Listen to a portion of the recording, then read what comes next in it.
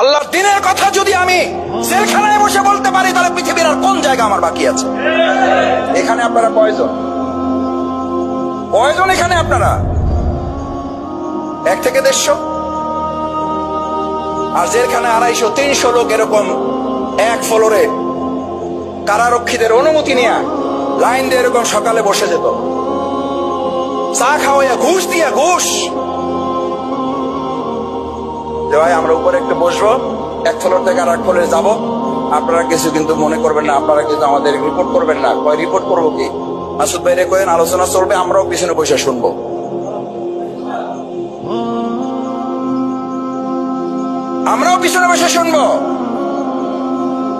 কারাগারের সেলে বসে এর চেয়ে বেশি লোক, কয়েক গুণ লোক নিয়ে ওখানে আল্লাহর দ্বীনের আলোচনা করেছে, এবং ওখানে বলেছে কারাগারই যে নিয়ে আসছেন, আর কোথায় নিয়ে যাবেন?